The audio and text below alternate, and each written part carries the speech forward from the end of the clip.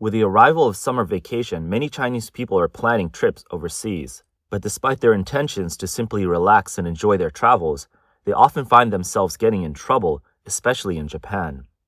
A woman from Japan using the pseudonym Sasaki Satomi recounted an experience at a ryokan-style hotel in Matsushima, Miyagi Prefecture. While she and her friends were relaxing in an outdoor hot spring and enjoying the view of Matsushima Bay, two young women, who she suspected to be Chinese tourists, entered the hot spring. They immediately took their phone out and started taking photos of the outdoor scenery. Initially, it seemed they were photographing the landscape, but soon they switched to selfie mode and even began taking photos of other guests in the hot spring. This made the surrounding Japanese guests uneasy. One woman warned them in Japanese, "No photography here," while others attempted to communicate in basic English. However, the two Chinese tourists ignored the warnings, avoiding eye contact and continued to take photos. Soon the atmosphere became tense and a guest quietly left the changing room to ask the staff to intervene. A few minutes later, the staff arrived and politely requested that the two women stop using their phones and taking photos in the hot spring. However, the women were visibly displeased and shot a hostile look at the staff. They responded angrily in Chinese, though the exact words were unclear. The woman who shared their experience noted that although she couldn't understand the words, the tone was very sharp. Eventually, the two tourists reluctantly left the hot spring after further urging from the staff. While the situation returned to normal, some guests expressed their frustration, saying the incident had spoiled the atmosphere. A Japanese man under the pseudonym Kurofuchi Isamu commented that if a Japanese person were caught taking photos in a bathhouse, they would be immediately arrested without hesitation. He believes that foreign tourists should be treated the same way, and incidents like taking photographs without permission should be reported to the authorities immediately, without any delay. This incident is not an isolated case. In Japan, the hot spring culture comes with strict etiquette: no loud noises, no phones, and no photography. These rules are not only about protecting privacy, but also about respecting traditional culture. The awkwardness caused by secretly taking photos in a hot spring is just one example of the lack of proper manners among some tourists. This "my way or the highway" attitude doesn't only disrupt peaceful bathing spaces. Even in the most everyday situations, like waiting in line at a convenience store, similar disrespect and line jumping are evident. One such incident is a typical Chinese-style experience at a convenience store. The incident started when a Chinese vlogger in Japan queued at a convenience store to buy chicken wings. After the checkout line beside the counter cleared, she approached the cashier and asked for the chicken wings, but received no response. The cashier then told her in English to go back to the end of the line, which upset her. At that moment, another customer appeared behind her in line, and the vlogger felt insulted. I was really upset at that moment. Then a male cashier came over and opened a new checkout counter, so I went to him. The woman behind me, the one right behind me, just cut in front of me. I said, "What are you doing? Move back." I said it in Chinese. She gave me a glare, and I said, "If you dare to glare at me again, move back." The female cashier also glared at me. Then I paid for my stuff. After paying, I was still kind of upset. The more I thought about it, after I left the store, the more frustrated I got. So I went back. When I went back, I opened WeChat Translator and asked her, "Why did you glare at me?" I showed her my phone, and she looked at me for a second, then looked down and went back to helping other customers, ignoring me. So I went to the other side of the counter, showed her my phone again and said, "Why did you glare at me?" She ignored me again and went to another counter. She was basically avoiding me. Wherever she went, I followed. I kept asking her, "Why did you glare at me? Why? Why did you make me get back in line? Why did you glare at me?" I just kept showing her the translation on my phone. The store manager arrived and explained that the cashier had mistakenly thought she was in another line. She then demanded an apology from the cashier, who said sorry 3 times. Using a translator, the vlogger angrily warned, "Don't you dare glare at me again," before storming off. She later returned to the same store the next morning to confront the cashier again. This morning, I went back to that convenience store. I bought something again and made sure to go through her register. I didn't even go to the empty counter next to hers. I just stood in line waiting for her. When it was my turn, she seemed to have forgotten about me, or maybe she was pretending not to know me. After I paid, I took out my phone and showed her the translation. I said, "If you glare at a Chinese person again, be my guest. You can't just glare at Chinese people whenever you feel like it. She looked at me, completely confused, and I think she might have been pretending. I just said to her, "Last night, remember last night?" Then she lowered her head, a little embarrassed. I turned around and left, finally feeling better. Damn, it pissed me off. Some Chinese viewers noted that while there may have been a misunderstanding between the vlogger and the cashier over the line situation, the vlogger overreacted. Some viewed the convenience store queue as a battlefield, with an apology seen as a victory. The real issue, however, was the overconfidence that led to a misunderstanding of basic procedures. While what she could have done was using the translator and keeping on communicating, one tends to overlook common rules when they see themselves as a main character. Such stories of line jumping and angry confrontations are just one example of the many conflicts that occur during Japan's busy tourist season. A recent viral video shows a Chinese tourist in Japan's Mount Fuji waving a Chinese flag. The tourist played upbeat dance music from his phone and began dancing on the spot, even spinning in a flag-waving style resembling a Chinese National Day performance. Other tourists appeared puzzled by his actions, and some Chinese viewers of the video expressed feeling embarrassed by the display.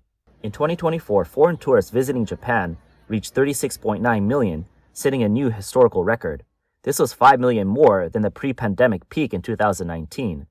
That same year, tourism spending soared over 8.1 trillion yuan, becoming a top contributor to Japan's export statistics, second only to the automobile industry. Among these tourists, Chinese visitors were a major group, contributing significantly to the country's economy.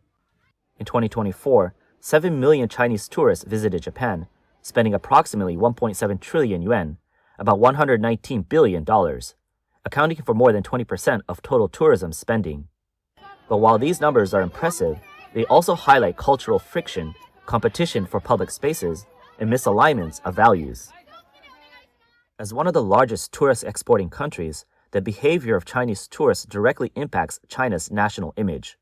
Some Chinese tourists' rude behavior abroad not only alienates locals, but also embarrasses other Chinese visitors.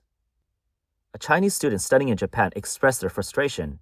"Every time I see my fellow countrymen behave poorly overseas, I feel ashamed. So why has the incident of Chinese tourists bringing phones into an onsen become a focal point of public anger?" The answer may lie in China's domestic public discourse and consumer culture. Over the past decade, social media use in China has surged, turning travel into a business of instant gratification. Platforms like Xiaohongshu and ones with short video forms have encouraged travelers to focus on checking in and showing off. Algorithms drive this trend, with getting the same shot becoming the ultimate goal of a trip. People now instinctively take out their phones first, then enjoy the scenery later, a habit that has become second nature. Content creators, in turn, follow the domestic trend overseas, adopting the phone-first approach. As for local rules, following them doesn't seem to matter much. Another more subtle backdrop is a blending of patriotism and consumer nationalism. In recent years, the government has frequently urged people to show the country's image and tell China's story well, which has led to a sense that everyone should act as the national representative when they travel. This has resulted in a misguided idea that, as long as I take photos and post them, I'm showing China to the world. Unfortunately, this confidence lacks a grounding in respecting public rules, and when traveling abroad, these travelers often clash with stricter local guidelines. The irony is that many travelers think, "I'm the one who's paying, so you have to let me take photos whenever I want." While this attitude may seem confident, it actually reflects arrogance. At this point, some may ask, don't tourists from other countries behave similarly? Indeed, American, Southeast Asian, and European backpackers also enjoy taking photos in a carefree manner, and young locals in Japan and South Korea are no different. But Chinese tourists are far more visible. Their numbers are large, and their spending is noticeable, especially after 3 years of pandemic restrictions, which made outbound tourism surge.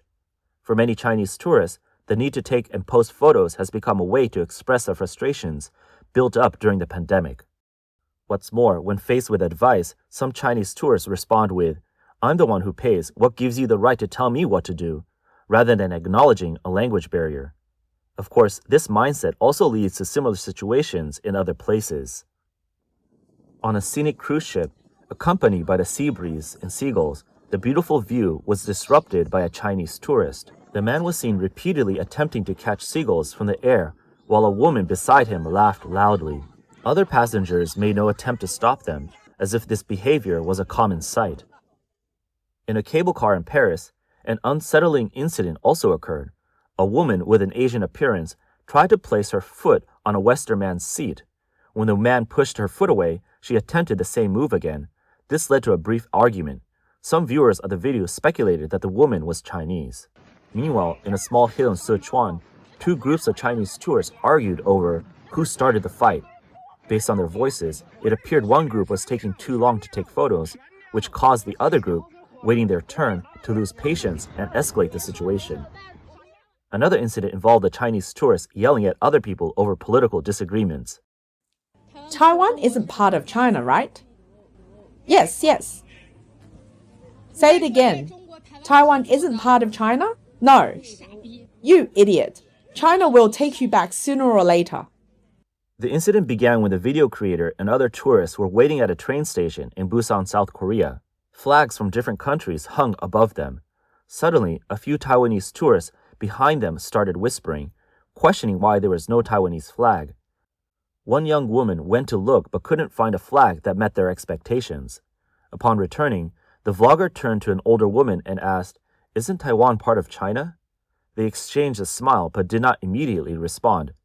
After the young woman expressed her confusion over not finding the Taiwanese flag, the vlogger asked again, "So, is Taiwan part of China?" The young woman bluntly replied, "No," sparking the heated exchange.